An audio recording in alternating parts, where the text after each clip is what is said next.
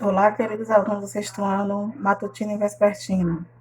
E hoje eu trago para vocês a correção da nossa atividade, funções da linguagem, onde vocês aprenderam que funções da linguagem, ela desempenha determinada função de acordo com a ênfase que se queira dar a cada um dos componentes do ato da comunicação. Dentro das funções da linguagem, nós temos o emissor, em que tem a classificação da função emotiva ou expressiva, o receptor, a função conativa ou apelativa, referente, a função referencial ou denotativa, canal é a função fática, mensagem, a função poética e código, que é a função metalinguística. Então, vamos aí para a nossa correção da atividade de funções de linguagem. E eu trago aqui para vocês a primeira questão, ressaltando que essa atividade ela foi feita no caderno. Na aula da semana passada, eu pedi para vocês passar a atividade para o caderno e vamos iniciar a nossa correção. Na primeira questão, eu trouxe no caderno de vocês, pedi que vocês copiassem o poema com o tema Catar Feijão. Levando em consideração os seus conhecimentos sobre funções de linguagem, retire quais as funções de linguagem que existem no texto. Bom, nós temos a função referencial, que emite uma informação, função poética, que consta rimas no poema, utilizando uma linguagem poética e função emotiva. Essa é uma das características marcantes da função poética, onde nós só vamos encontrar nas poesias esse tipo de função de linguagem. E a função emotiva, que emite a função expressiva da palavra. E também dentro da poesia, nós também podemos encontrar a função emotiva. Vamos aí para a segunda questão. Partindo do pressuposto de que o processo comunicativo está ligado a alguns fatores tidos como essenciais a pontes. Nós temos o emissor, que emite a mensagem, o receptor, que recebe a mensagem, referente, emite e recebe a mensagem em forma de expressão informativa, e mensagem também. E a expressão informativa, ela recebe a mensagem em forma de poesia ou lírico, que refere-se ao sentimentalismo que está dentro da escrita da poesia, dessas classificações das linguagens rebuscadas. Vamos aí para a terceira questão. Descubra nos trechos do texto a seguir as funções de linguagem. Letra A. O homem letrado e a criança eletrônica não mais têm em comum linguagem comum. Qual o tipo da função de linguagem está inserida nesse trecho desse texto de Rosemarie? A função emotiva ou expressiva, onde ele expressa um sentimento em que a criança hoje em dia praticamente é uma criança mais dinâmica do que as crianças antigamente. Amigo Americano é um filme que conta a história de um casal que vive feliz com seu filho. Claro que aí é uma função referencial, está dando uma informação de um filme. Se um dia você for embora, ria se teu coração pedir, chore se teu coração mandar. É um trecho da música de Danilo Caymmi. A função é poética, porque o tempo todo o trecho da música ela vem trazendo rimas e fala sobre sentimentalismo. Vamos aí para a quarta questão. O texto a seguir é um trecho de uma conversa por meio de um programa de computador. O texto está escrito no caderno de vocês. Foi um diálogo que a professora tirou. E vocês, se vocês prestaram atenção, eu espero que sim, o texto ele vem com várias palavras escritas de maneira incorreta, que são os vícios de linguagem em que todos nós, não estamos escapos. Todos nós trocamos a mensagem no dia a dia pelo MSN, pelo WhatsApp, pelo Twitter, e assim vai sucessivamente. Aí, talvez abreviamos palavras e corriqueiramente acabamos até mesmo criando esse vício de estar escrevendo a palavra daquela forma, e quando vamos passar para a escrita no papel, escrevemos da mesma forma, em que nós sabemos que é da maneira mais errada que exista, né? Então, para que a comunicação, como no MMS ou Messenger, se dê em tempo real, é necessário que a escrita das informações seja rápida. O que é feito por meio de qual função da linguagem? Qual função da linguagem está escrita no Messenger? É a função conotativa. Conotativa ou conativa. A função fática é a função metalinguística, que são os pequenos vícios de linguagem que nós repetimos rotineiramente ao passarmos a enviar a mensagem por meio desse canal pela internet. Bom, e aqui eu termino a correção da atividade do caderno que foi para vocês. A próxima atividade vai estar seguindo com a estrutura da narrativa, no que nós vamos concluir hoje esse conteúdo, e que eu trouxe para vocês aqui nesse mesmo slide a continuação da estrutura da narração, em que na aula passada vocês aprenderam como é que a narrativa ela é toda estruturada, referente aos parágrafos, referente aos personagens, referente também ao tipo da escrita, quem é o protagonista, quem é o antagonista, como é que se escreve uma narrativa, o que é que está inserida nela, se ela é escrita na primeira pessoa, na terceira pessoa, também do singular ou do plural. E hoje eu trouxe para vocês os tipos de discurso da narrativa. Nós está dividido em discurso direto, indireto e indireto livre, onde esses discursos não só eles se encontram na narrativa, esses discursos também eles encontram dentro da redação como um todo. Tanto faz um texto formal ou um texto informal. Vai depender da forma como você está querendo enviar a mensagem para que o leitor possa estar entendendo. E vamos partir aqui para o discurso direto. Bom, o discurso direto, ele define como um narrador apresenta a própria personagem, falando diretamente, permitindo ao autor mostrar o que acontece em lugar de simplesmente contar o que está ocorrendo.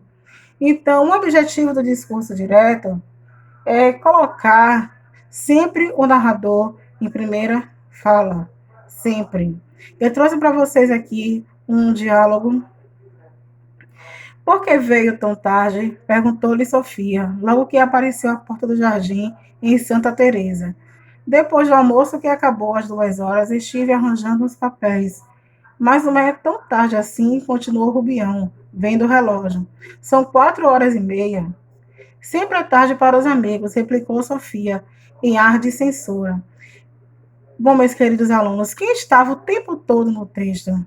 Foi Rubião ou foi Sofia? Então, Sofia é o quê? É o personagem principal, ela é a protagonista da história. Então, o discurso direto, ele enfatiza o próprio personagem, o protagonista da história está o tempo todo na história. Tanto ele escreve, como ele também participa da história. E o discurso direto, os personagens, eles mesmos falam, eles mesmos conversam entre si. O narrador, interrompendo a narrativa, as coloca em cena e cede-lhes a palavra.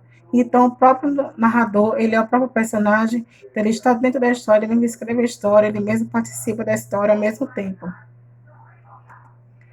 Já o discurso indireto, ele não há diálogo. Uma das principais características do discurso indireto, ele não há diálogo. O narrador interfere na fala do personagem. Ele conta aos leitores o que o personagem disse, mas conta em terceira pessoa, e não em primeira pessoa, não no eu. E sim na terceira pessoa do singular, ele fez, ele aconteceu, ele surgiu, ou na terceira pessoa do plural, eles fizeram, eles aconteceram, eles surgiram. As palavras da personagem não são reproduzidas, mas traduzidas na linguagem do narrador. Eu coloquei aqui um exemplo para vocês. O certo ponto da conversação. A certo ponto da conversação, Glória me disse que desejava muito conhecer Carlota e perguntou por que não a levei comigo. Bom, vocês estão vendo aí que é uma citação, abre aspas no início e fecha aspas no final. Não há travessão, não há uma conversação, não há um diálogo. Então, todo texto que ele não produz um diálogo, então ele é classificado como discurso indireto. E uma das características, também a segunda característica mais marcante do discurso direto é que o narrador não põe as personagens a falar diretamente, mas faz o intérprete delas, transmitindo ao leitor o que disseram ou pensaram. Aí a diferença do discurso direto, em que o narrador ele participa da história, ele está na história o tempo todo explícito, o nome dele aparece o tempo todo na história. Ele escreve a própria história e ele fala, ele conversa entre si. E no discurso direto é o texto todo dialogado. E o discurso indireto, o narrador ele não está na história explicitamente, o nome dele não aparece o tempo todo, na história, e o texto ele não é dialogado, é um texto direto através de citações. Aí a diferença de discurso direto para discurso indireto. E vamos conhecer o discurso indireto livre, onde fundem-se as perspectivas do narrador e do personagem. Bom, o discurso indireto livre, ele é uma combinação dos dois anteriores, confundindo as intervenções. Por isso que eles fundem-se entre si, eles se combinam.